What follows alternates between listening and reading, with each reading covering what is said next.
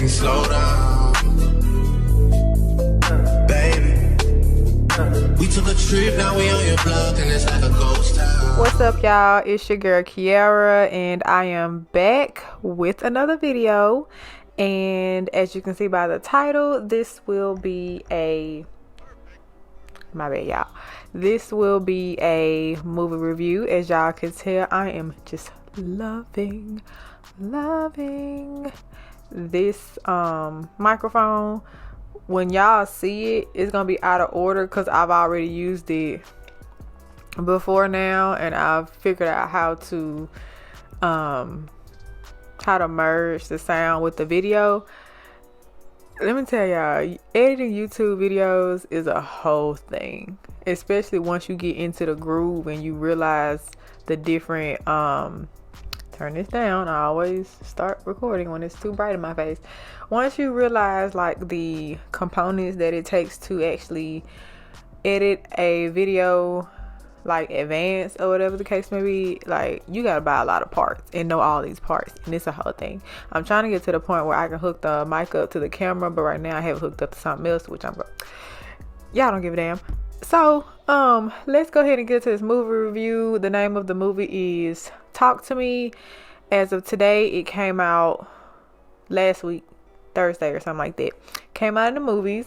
I was like, gotta watch it, because literally, like, you know how Barbie was getting promoted, advertised like months in advance, like 3, 4, 5, 6 months in advance, which is understood. They're trying to make their Barbie money. But with Talk to Me, it only got started getting advertised like a month ago, if that long.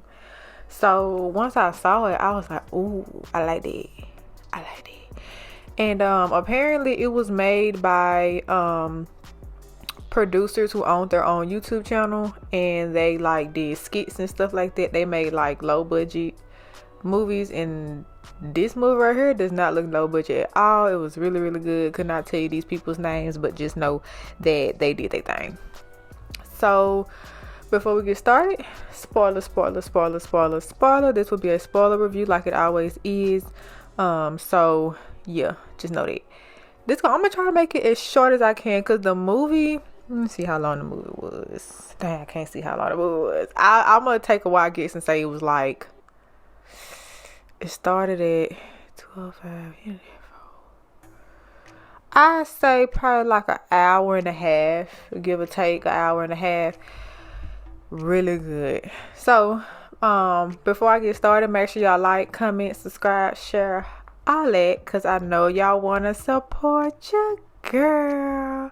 And without further ado, let's get into this movie review. Alright, so the movie actually starts out like, it was like a cold open, where this guy, he's going to this party looking for his brother, and everybody was like, I don't know who that is. Some people say, I don't know who that is. Some people was like, we don't know where he at. So he ends up finding his brother. He's locked away in this room, talking to himself and stuff like that. The brother comes out the room, like blood all over his back, like he looks possessed type stuff.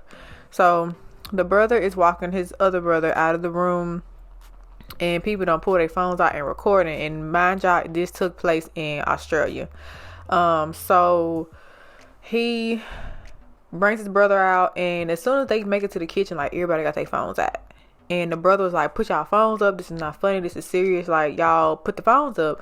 Soon as he turns back around to get his brother stabs him in the chest. Then he walks outside, stabs himself in the face, and kills himself. Then it jumps forward to Mia, who's basically the main character in the story. Mia, and she is coming into the house with her dad, and they look very estranged, like they don't really have a relationship, like a father-daughter relationship. And you can tell that like something's going on. You don't see the mother in the picture. We'll get there. So I really have to look this up. Can I do it? Is it still recording? Okay, yeah, it's still recording. So I have to look this up. Hold on. Yes. Mia has a friend by the name of Jade, who she basically calls her second family. Jade has a little brother named Riley, who will play a big part. So she's basically over there all the time, this and that, blah blah blah. They basically talking about how they want to go to a party. They've been seeing these kids, Joss and Haley, doing this thing where you grab a porcelain hand, you light a candle, you say talk to me, and then you say I let you in for the spirit of whoever you're looking at to take possession of your body, and you cannot go longer than 90 seconds or the entity will want to stay and will fully possess your body. So Mia was like, I want to do it so bad, I want to do it so bad, and Jay was like, no ma'am, it looks fake, like no. So Mia ends up talking Jade into going, and she invites her boyfriend Daniel, Jade's boyfriend Daniel, who was apparently Mia's ex-boyfriend, but they said it was like fourth grade or something like that. But anyway, they end up going, they see how it works, and then Mia wants to do it. So she volunteers to do it, and she does the hold the hand, talk to me, I let you in type stuff. And oh, and another thing, once you let go of the hand, you have to blow out the candle. That closes the door to the other side. Oh, I'm gonna go way over 10 minutes. So she gets possessed, and it was so fun. She wants to do it again. So she does it. She doesn't do it again that night.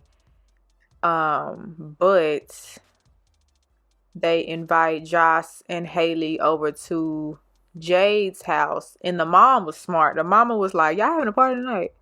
Is y'all having a party tonight? If y'all do, I swear for God, it's a wrap for y'all. Like, stop playing with me. So they was like, no, we're not having no party. It's gonna be a couple people. Like, mom, quit tripping. But like the mama knows she ain't crazy. The mom was born at night, but she wasn't born last night. Stop playing with her. So later on, after mama goes to work, the kids, they invite Joss and Haley over to the house. They bring the hand, they bring the counter, they bring all the stuff. So they set everything up. I forgot who went first, but they just start going. They just kept taking turns. The only person who didn't go was Jay because she was scared. Daniel did, and he got possessed by a little perverted ghost who was looking at Mia and touching himself and stuff like that, and it was so weird. I can't. So like I said, Joss, Haley, Daniel, and Mia basically take turns holding the hand and seeing different spirits and getting possessed by different spirits. Apparently, I look at it as like they were doing drugs. That was like the metaphor, in my opinion. And so then the little brother Daniel, I don't even think he was maybe 14, 13 or 14, something like that. And these kids were like 18, 19. So, what was the brother's name? Riley. That was the brother. I probably said Daniel. Riley was a little brother, and he wanted to do it. And Jay was like, no, I don't want you to do that. Like, you don't know how that's going to affect you. You're not old enough. You're not even 15. And so, Mia, she basically was like, just let him do it.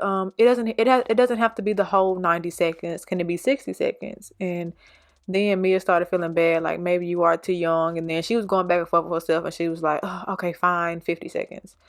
And then so she sits him down. He gets sat down, does the whole talk to me thing, and he gets possessed. And apparently Riley gets possessed by Mia's mom, so she thinks. And Mia let the timer go over 90 seconds, and then the spirit takes hold of Riley, and he it was very nasty. He bangs his head on the table, blood gushing down his face. The spirit was forcing Riley to want to take one of his eyeballs out. Like, he was banging his head to the point where he was knocking himself unconscious. It was terrible. Basically, the ghost was trying to make Riley kill himself. So they called the police, like everybody trying to get their story straight. The kids, Joss and Haley, were trying to make up lies for each other and all this stuff. And I'm like, oh my God, y'all should never let him do that in the first place. But that's none of my business, you know what I'm saying? So whatever. So fast forward, Riley's in the hospital. The mom is blaming Riley, saying she had him take drugs and that's why he did that and all this and that. And Jade was like, you should go home, Mia, like this ain't it.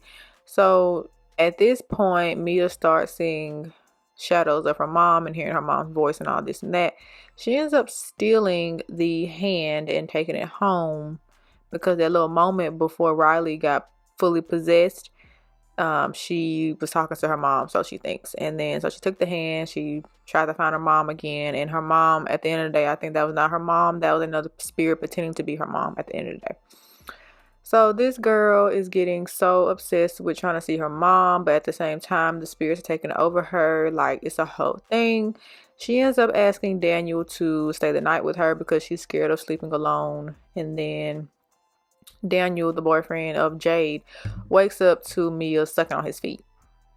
And you can't even explain that shit away.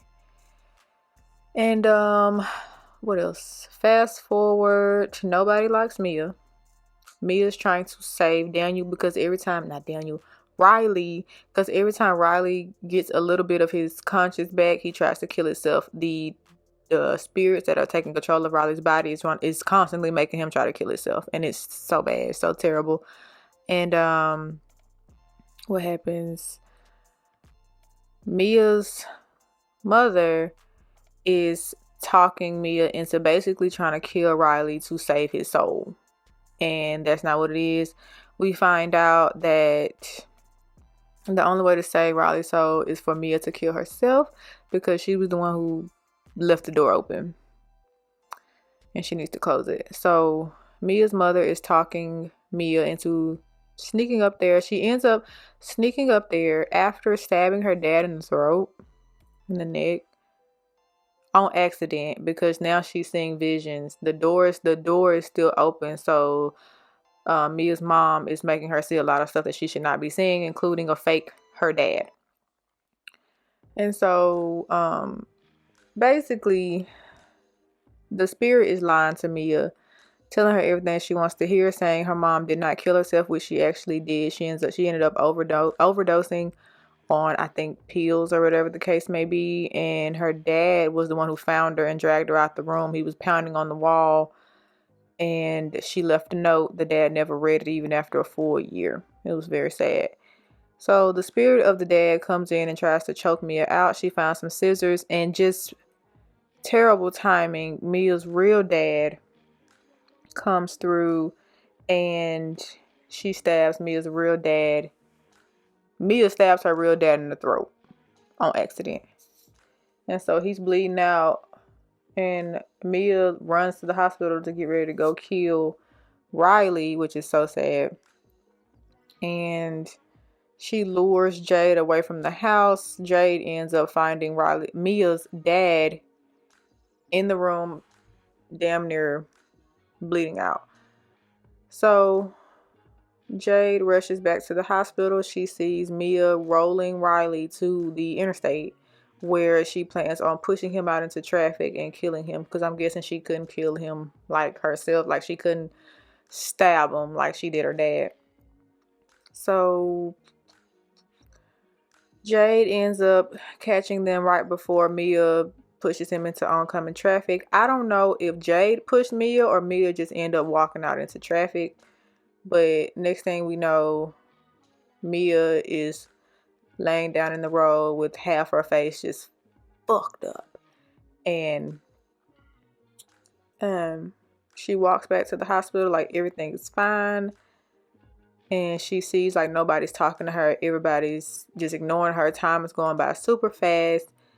And she sees her dad, and she's trying to chase her dad, and her dad is ignoring her. I'm guessing he was rushed to the hospital just in enough time before he dies, and he gets the help that he needs, and he heals and all that.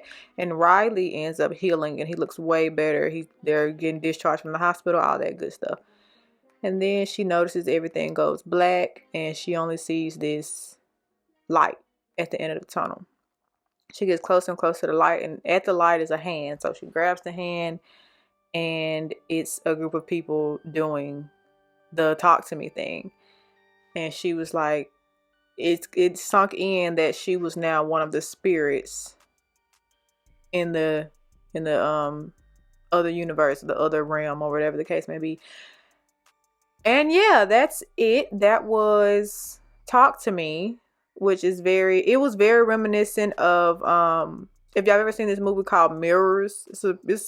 It's not old. I think it's at least 10, 15 years old.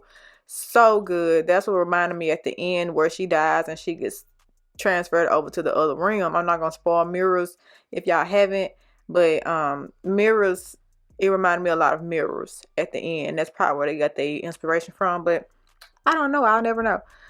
But yeah, y'all.